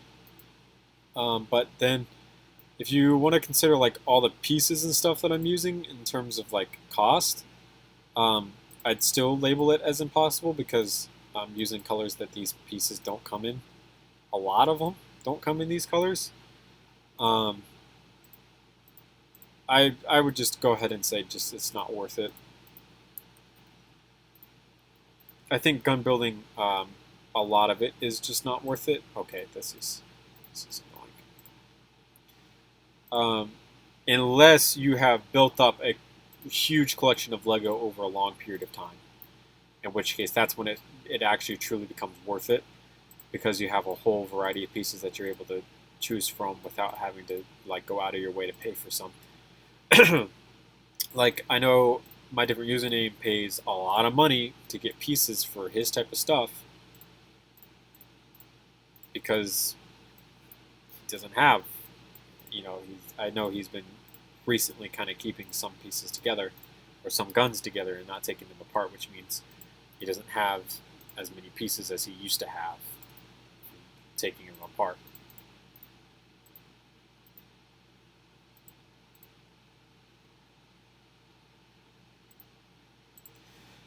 Studio has the ability that we can actually convert it into pieces. So the last time I did this was with the Rainbow Six Siege SMG-11 that I made. I actually converted the whole thing to red. I put it into Bricklink. I did the little special buying thing that they have where it automatically goes through and selects all the pieces and stuff like that from the store so that it's the cheapest. And just the SMG-11 was basically $200. I had to get from 3 different stores, and they had to all ship to me. So, part of that price does obviously come from the shipping price as well.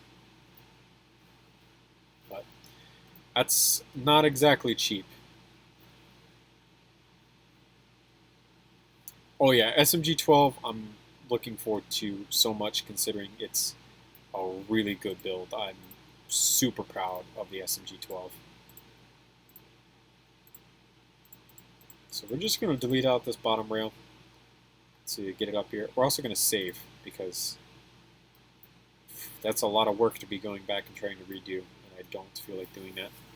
So now with updated pieces, making bottom rails is super easy because now we have this other, where is it at? We have this 1x3 piece with 2 studs on top, which makes this perfect for use here. And now we use the alternating rail system that we just used up there, except down here now. And we'll be good to go.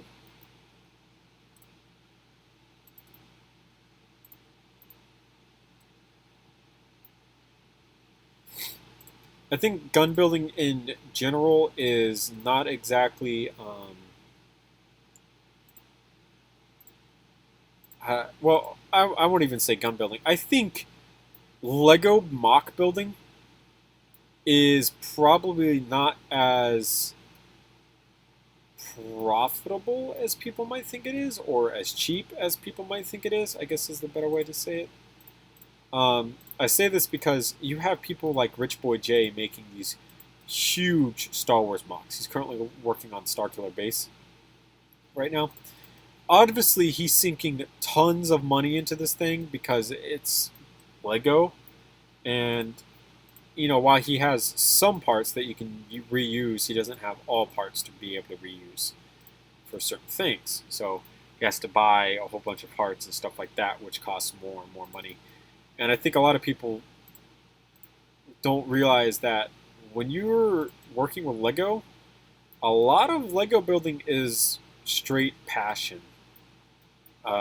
Because it's going to cost a lot of money to do some pretty serious things, as opposed to sorry about that. Thank you for everyone who just instinctively said bless you, by the way. So other like hobbies that you don't have to buy stuff for are probably more fulfilling than Lego building. So I've taken a look into trying to do like cosplay and stuff like that. There's a lot of ways you can make really cheap cosplay, so you don't have to spend a whole bunch of money, but it's going to look good, right? There's really not a whole bunch of ways you can get around, oh, I just made a super big tower. Lego, inherently being the system that it is kind of weak in this section of unsupported roof. I have to put filler bricks inside of there now. I have to buy more pieces. It's, yeah, like I said, a lot of, I think, Lego building is passion projects. People truly have a passion for it as opposed to trying to gain some type of monetary value from it, considering how expensive Lego building actually is. So I think that's an important distinction to make there between the two of them. Even right now, this little edge down here looks pretty good. So to make this the little flare here on the ends, it's super easy considering we have these pieces here. We're going to delete those out. I deleted the hinge pieces because I'm an idiot. So we're going to need to bring those back. Switch over here. We're also going to save this because I just placed a whole bunch of rails that I don't want to have to replace. So we're going to place this on in, and we're going to take this and rotate it slightly. First piece we're going to do is a 1x3 to replace part of what we deleted.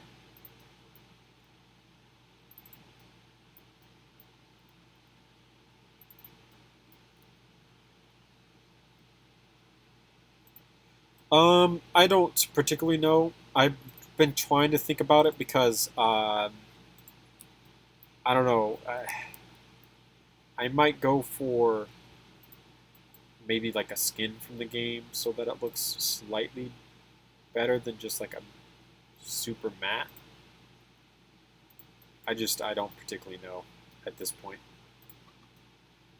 Hey, Hyper Gaming. There we go. I got it. My bad.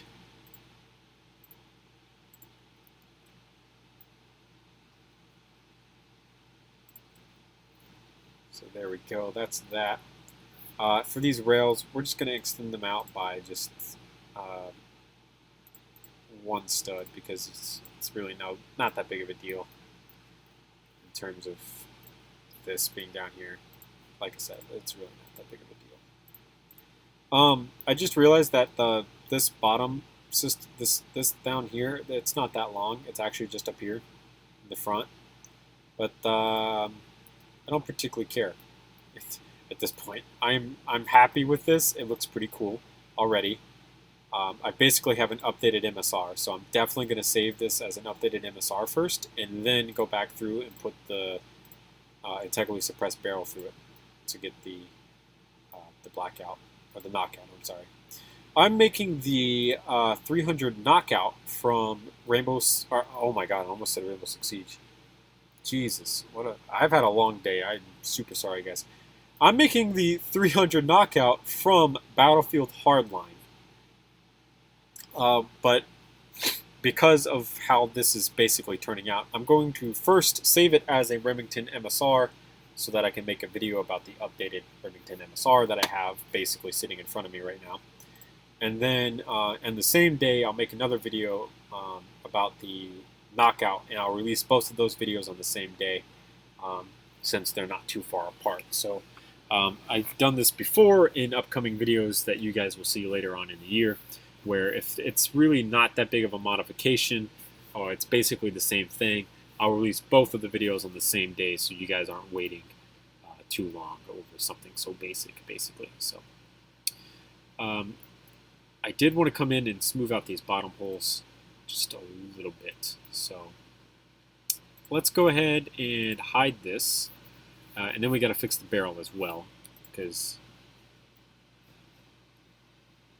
Okay, hold on. What's going on up here that prevents that from going there?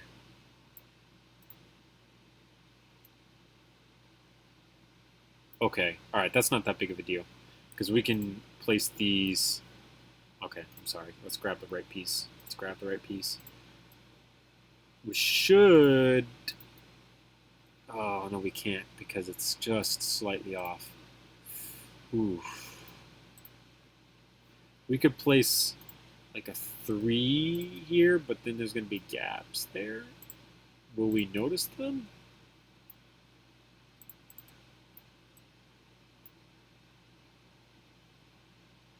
Ooh, and then we could put a 5 in the back, and that will prevent you from seeing. Yeah, there we go. There we go. There we go. There we go. Okay, so what we're going to do is we're going to put a 3 on each of these where they go for the holes, right there.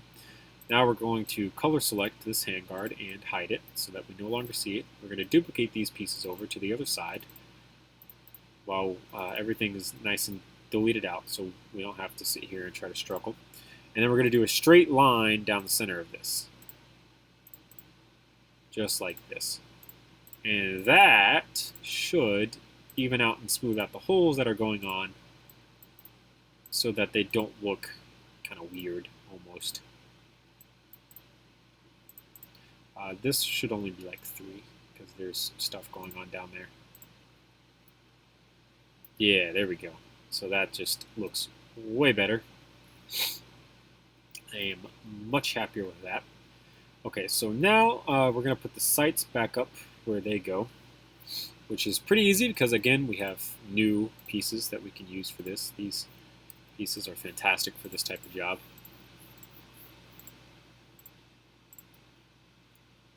Again, having the power of LED. Is everything? Yeah, I figured it wasn't. Because this was designed with a rubber band in mind to hold this together. Let's put this here. And then do the same thing in the front, like right here.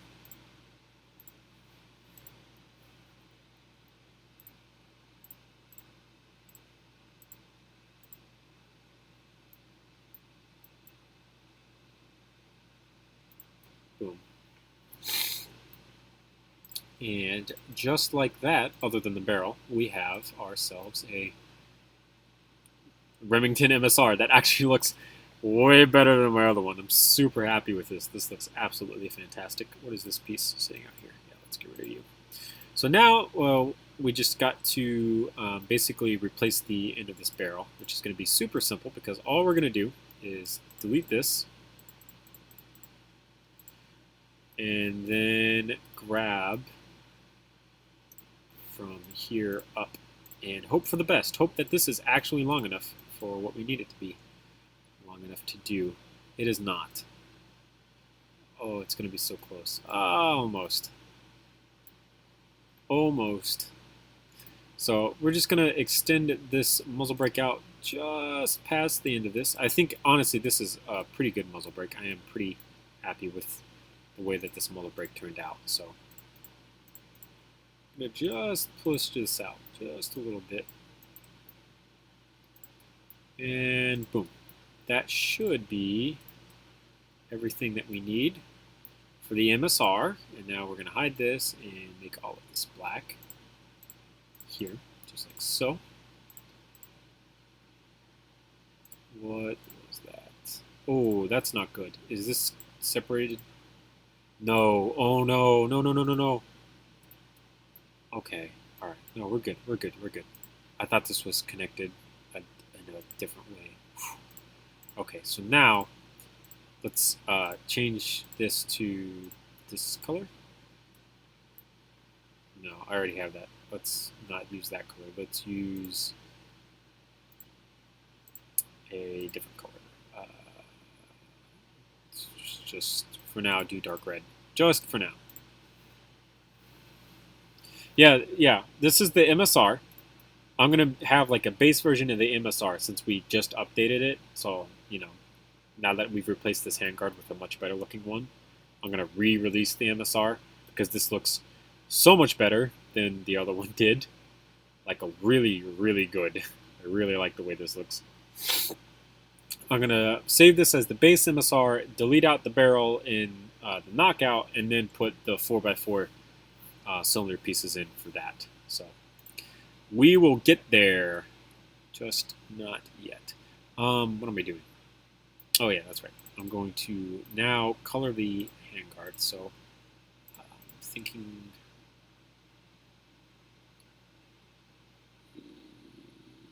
yes, no.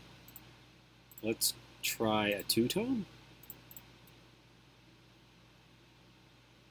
And then we'd have to have something back here in two-tone. Let's just go with a flat one and be fine with that. Dang, 3 hours? Really? For just this? It really doesn't feel like it's been 3 hours. Feels kind of weird. Alright, so now I want to keep this handguard in here to show the difference between the two. For the bolt, I'm thinking about switching it back to that gray color because I did like it in that gray color. Yes. Is there groups in this? There was. I don't know what was grouped, but something was. All right. Boom. Sweet. We have an MSR. All right, so now let's grab this. You can watch the stream in VR. That's pretty awesome.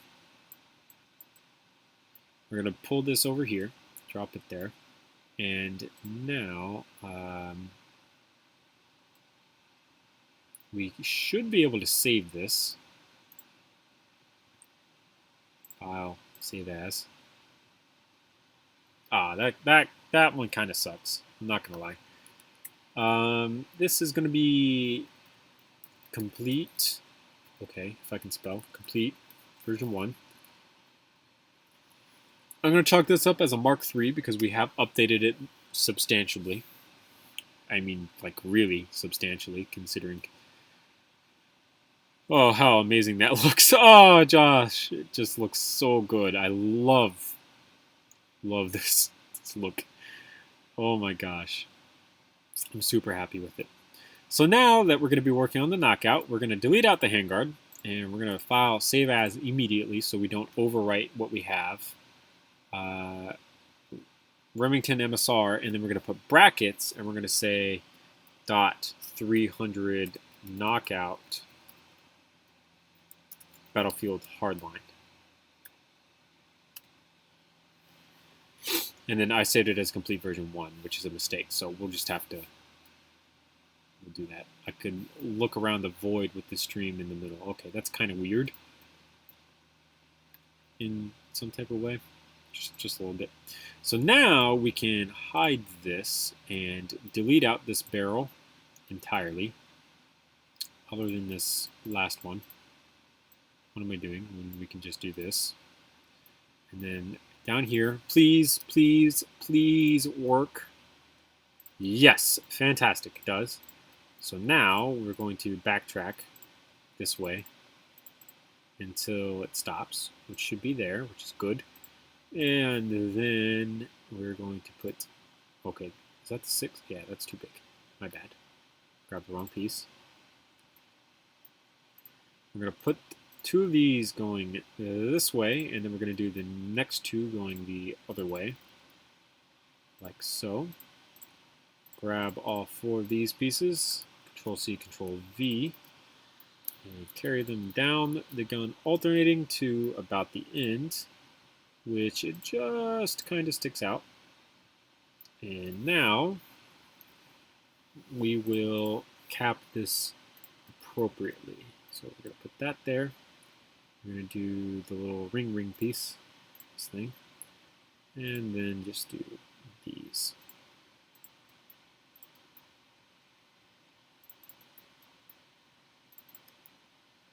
Just like so. Boom! Congratulations, we have the .300 knockout. So we're going to go ahead and save this because we've already changed the title of it.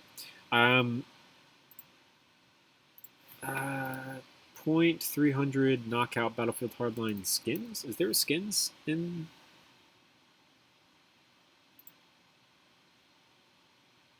Were there skins in Battlefield Hardline? Are there skins in Battlefield? Yeah, there are camouflages in Battlefield, right?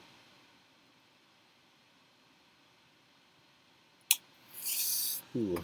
Fuse, do you know if there's like just a solid color skin in Battlefield Hardline?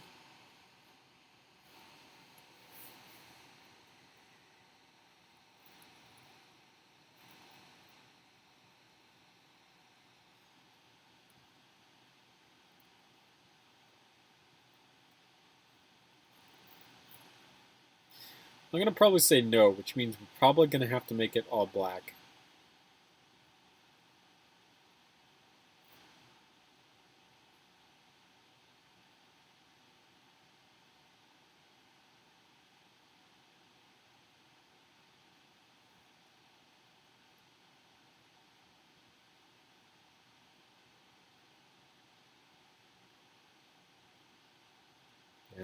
I'm not getting anywhere down there.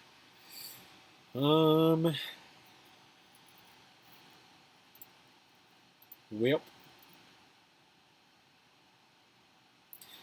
let's grab everything in black and make it the darkest gray that we got. No, let's just leave it black and then just make everything else black.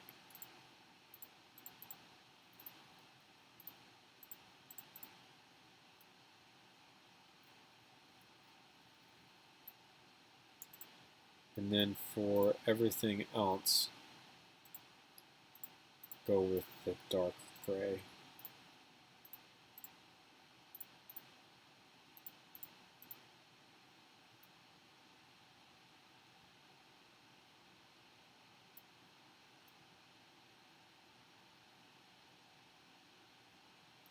Yes. I am pretty happy with that. I don't even... is everything in this stock connected to one another? Should be, as far as I remember. Can I actually fold said stock? I can.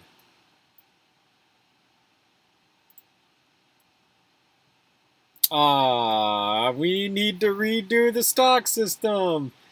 Why? We actually need to redo it anyways because it folds the wrong direction. Oh boy, my laziness. Yeah, we're not going to do that today. I don't feel like it.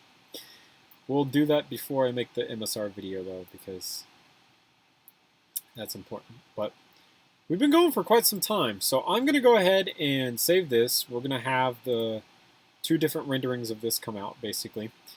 I'm going to get off. We've been going for quite some time. I'm going to render both of these inside of Studio real quick for 15-minute renders. I'm going to drop these renders inside of My Different Usernames Discord in the Creative Text channel. So if you're not a part of My Different Usernames Discord and you would totally love to come check out how these look in rendered images right now, go ahead and join over there. And if you're in the future and you still haven't joined My Different Usernames Discord, you should totally do so because there are tons of really, really talented videos or makers in there. So come out and check it out. It's all right, Fuse.